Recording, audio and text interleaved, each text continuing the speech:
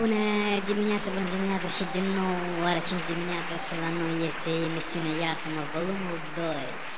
Dragi radioascultători, astăzi la noi este un băiat foarte, cum vă știți, mă din când am cunoscut vouă, este domnul Petrică. Petrică, care a fost cu fratele Zahar, cu 3 anișori în urmă și a povestit despre copilăria lui. El, dar s-a făcut un oameni matur și frumos și băioș, cu pula lungă și tot frumos. Bună dimineața, domnul Petric. Bună dimineața la toți. Am vrut să vin, chiar am acceptat chiar să vin să povestesc viața noastră, care deja suntem mai maturi, suntem mai în vârstă. Foarte, foarte interesant și totuși ce s-a întâmplat și vă ocupați, e că au trecut 3 anișori, am auzit cum părinți sunt una alta. Începând de la părinți, tata a murit de bețâi, mama tot se chinuie pe lângă casă, tot cu vaci, cu animale, porci, și acum au un business al lor, vând carne, au brânză, vând brânză, chestii de astea mușcat. A spus, îi vând, în Cușini vând, mama s-a găsit un băiețel, poate de la Bărsuc, care veneau și Cușini. Da, e, în orice caz, un moș de-a eu, un valier așa care cu ochiul spart, care el vine cu căruța, aduce brânză, aduce porci, tăieți, un alta, chiar el de-a mă ajut pe mama. Am auzit că ia că am citit niște ziare, chiar și în vest la televiziune, că mama cu valiera foarte s-a ridicat. Am auzit că făcea spărare și tot pe lângă dâns, văd că și pantaloni obligați și văd că și crăsoși la modă, mălădeț, povestește mai concret. Da, asta și sunt eu îmbrăcat și tot chestia astea.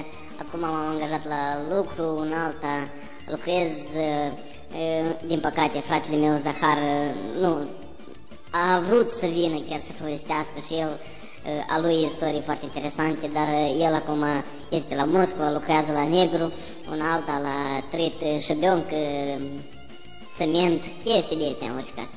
Spuneți că aici, lângă casă, lângă mama, lângă mai bine decât psihotarea, e drept sau nu? Da, în orice caz e bine și aici, dar vedeți cum e situația la noi în Republică, bani nu prea sunt, un alta, fratele acolo face câte 1000 de euro pe lună, se descurcă băiatul, vrea să vii să schede ferma lui aparte de porci și acolo, are și el întrebările lui orice. Bine, foarte interesant și totuși noi vrem niște întrebări concrete să vă dăm. În prima întrebare, povestiți, vă rog frumos, după emisiunea aceea care dăm deja trecută vreo 3 anișori, ce s-a întâmplat? E că tata totuși v-a dus că vă pizeați când îți veniți acasă după concertul lui Catarsis și am auzit că într-adevăr ați venit acasă. Ce s-a întâmplat mai departe? Da, noi am plecat toți acasă cu lacrimi, un alta, cu tot că Zahar spunea că vrea să rămână aici, țineți minte? Da. Da, noi știam ce ați primim. Am fost acasă, am intrat în casă, tata s-a dus afară, au luat țăpul de la benzopilă, ne-a făcut o de pizdeală că nu știam sărmanii unde să fugim și unde să ne cătăm un culcuș pe noapte. Am dormit în paie în seara, până ne-a găsit mama pe la ora 3 dimineața, nu ne găsă. Și ne-au găsit cu lanterna, ne-au luat în casă, tot frumos, și am dormit de-am până dimineața în casă. Asta e, și eu am vrut să mai spun că eu nu știu ce are de gând mama să facă, dar mie îmi pare că Valera îmblă la dânsă și îmi pare că îi dă fânul la dosul mama, îmi pare, nu știu, și de... Da, eu din câte țin minte, că eu am făcut niște raporturi, am scris despre interviuri, știi cum la noi cum scade la noi asta, scriem despre... Sunt înregistrări, într-adevăr, și parcă înțeles că Valera a fost gomosec și a vrut să tragă și pe dumneata în cur și pe Zahar încerca. Spune-mi, vă rog frumos. Da, el avea niște apucăturile de cal sportiv, dar am înțeles că unde am să o liniști, văd când toată ziua la noi. Eu acum sunt la Chișinău, la capitală mai mult, cu serviciu, un alta, dar mama am înțeles că mă tin că el hodinește osul la noi în casă, mă tin că nu știu, doar pe patul tata, un tata a murit pe patul cealaltă. Nu știu ce fac eu. El îmi pare că o fut mama, dar spun că eu o acasă să-l fut dânsă un cucur.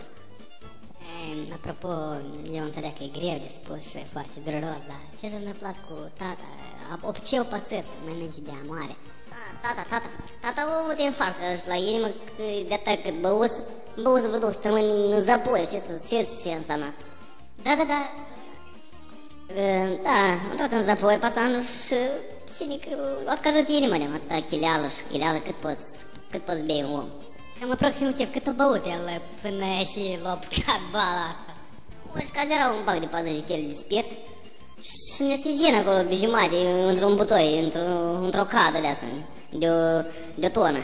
În orice caz o băut, dar vezi, nu singur, cu drujii lui, dar nu știu pe și l-a apucat tine. Cum eu am înțeles, nu am băut pe ea mult, așa e o lepus. Da, asta e moderat, așa, normal, pentru dâns. Foarte interesant. Și mai țineți legătură cu domnul Zahar, ce mai povestești?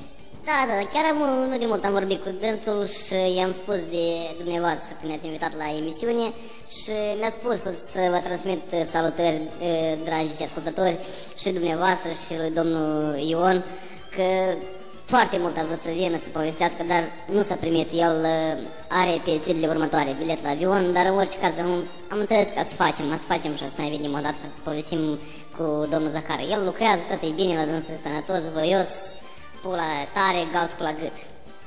Galtul la gât, asta e principalul, dragi radioascultători. Și totuși știți cum s-ar zice, viața e viața și multe se întâmplă în viață, dar noi știm că domnul Mitrofan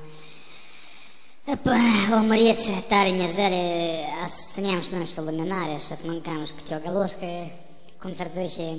Dar totuși știți cum, emisiunea și trebuie să continuăm mai departe. Domnul Petrică, spuneți-mi vă rog frumos, după emisiunea, pe noi tare ne interesează că au trecut 3 anișori, cum v-ați dus voi, cum s-a început chestia asta cu fratele dumneavoastră, că ce ați mai făcut voi atunci prin zilele cele, cum a ajuns domnul Zahar la Zarabot, cum ați ajuns voi să știți la Chișinău, la capitală, să știți un om diplomat mare, frumos, voinic, pulos și așa mai departe. Da, atunci după emisiune plecasem acasă, a fost tot serivnăvând ele cu scandaluri, cu chestiile astea. Apoi, peste timp oarecare a murit tata, deja puțin s-a mai nivelat prin casă, nu era așa mare sfadă. Mama nu se putea veni în fire, că simțea cam prost și atunci am hotărât ca să deschidem acest business cu brânză, cu lapte, cu toate chestiile, cu porci tăiați, gâtul, sânge, un altă. Și peste un an de zile, după ce puțin ne-a ridicat de pe corpul pâncii, Zahar a hotărât să ia bani care îi făcusem, să plece la Moscova, că acolo are niște prieteni care îl ajută acolo la stroică și el se pricepe în chestiile astea, târă, e tot frumos, e cacalul, caruci. Noi să încercăm acum să facem legătură prin telefon, prin Skype cu domnul Zahar. Cam nu știu cum vocea lui să fie de data altă, cam e pe telefon, știți cum. Dar sunați, vă rog frumos, domnul operator. Alo, domnul Zahar, cum ne auziți? Alo, bună ziua, da, eu sunt domnul Zahar, da. Cam nu se aude bine, domnul Zahar, și cu vocea dumneavoastră. Sunt cam răcit acum, dar ce s-a întâmplat? Cine sună? Vă sună, vă deranjează domnul Ion Joroș și emisiunea Iartă-mă, aici lângă mine. Emisiunea Iartă-mă, da, eu ne amintesc atunci când am fost și am povestit ce pizdeal am luat noi. Da, eu vreau să vă transmit mari salutări de la Moscova, de aici. În orice caz, când am să vin acasă, să vină pe la dumneavoastră numai decât. La dumneavoastră cum? Sănătatea, cum? Tu te zăibesc până că știi cum, mai stăm de vorbă, mai bem câte un paharul și la emisiune, știi cum, la emisiune. Dar totuși, domnul Zahar, cu ce vă ocupați acum? Da, eu acum mă ocup cu stroică, cu trăitul chirpidoanilor, tot frumos, în orice caz merge lucru strună, ies în bani vinișor, degrabă însă vin acasă, am avion pe vineri acum. Am auzit că v-ați ridicat, când v-am păst niște emisiuni cu niște artiști mari din Moscova, e drept sau nu? Da, acum am făcut atunci și simplu niște fotografii cu ei, nu eu m-am ridicat, ei s-au ridicat, eu eram la stroic, nu. Foarte, foarte interesant. Bine, domnul Zahar, noi întrerupem că tare scumpă, Moș Telecom nu ne sponsorizează. Bine, salutări la toată Moldova, să fiți sănătoși toți! La revedere! Da, dragi radioascultători, foarte, foarte deja văd că cam e tristă situația la domnul Zahar, dar în același moment și foarte mă bucur pentru el că lucrează. Da, și e că, domnul Petrică, mai spuneți ceva tare, că ceva doare pe inimă cel mai tare de fratele, de părinți, de... Da, în orice caz, mi-e dor foarte tare de fratele meu drept, care am un singur frate și chiar vreau să-l văd. Aștept cu nerăbdare ziua de vineri, când a spus acum la emisiune că va veni acasă. De părinți tot, mijale de mama care a rămas singurică și totul pe capul ei și animal și toate chestii. Dar în orice caz, că ne aduc aminte că Valera îmi pare că îmblă la preboare. Eu nu știu cum să procedez în faptul ăsta, dar cred că am eu metoda mea specifică. Fătutul în cur, cred că. Valera n-a să-i spargă ochiul, dar să-i sparg și borta în cur. Da, e că am vrut să mă întreb, e că am auzit că prin copilărie se îmblat la discotecă, Zahar mai îmblat prin căloși, dar voi ați fost cu unghiile măscărit. Ca mamu mă interesează, ce imagine prezintă când dumneavoastră intrați în discotecă? Я мог la discotecă, eu вообще, короче, schei cam așa și mă zbrac cu ele până la jumătate și fac un breakdance, nacu, și am ieșit afară, m-a răcorit, am tras un ulcic, un izvar, nacu, și tot e frumos, mă duc și mă culc pe lejancă la mama, nacu, tot e. Da, dar iubire, este vreo iubire prin capitalul sau în sat, așa, o iubire care vă atrage în fiecare zi și nu puteți fără dânsa să o trageți? Iubire, mă taduși. De iubire, știți cum e iubirea în ziua azi, nacu. Fătutul asta e la modă, dar iubirea mă nu prea. Este și în sat una, e cam, știți cum, ca fata de la sat, cam răpșugoasă în alta. Am una la capitală, e вообще top model, nacu, e îmblă niște șpilci înante, că dacă se încalză în pe mine mare, că mi-am camin cu 3 capuri, nacu. Dar în orice caz, la buș, asta e la dânsul toată chestia, tot la buș, în orice caz. Da, foarte, foarte interesant, dar e că am vrut să mă întreb mai multe gospodării despre acasă, că aud tot tăiați porci și scurgeați brânza și dar totuși nu se termină și văd că sunteți așa, v-ați ridicat. Și spuneți? Da, noi în orice caz porci avem vreo 15 porci ăștia mari, 4 geri și 11 porci și tot fiecare an, tot fată și noi pe ăștia ținem de sămânță, înțelegeți dumneavoastră.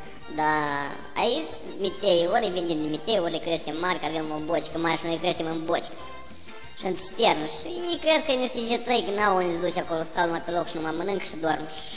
În orice caz, nu unii ies cu carne de porc, cum e 45 de kilogram.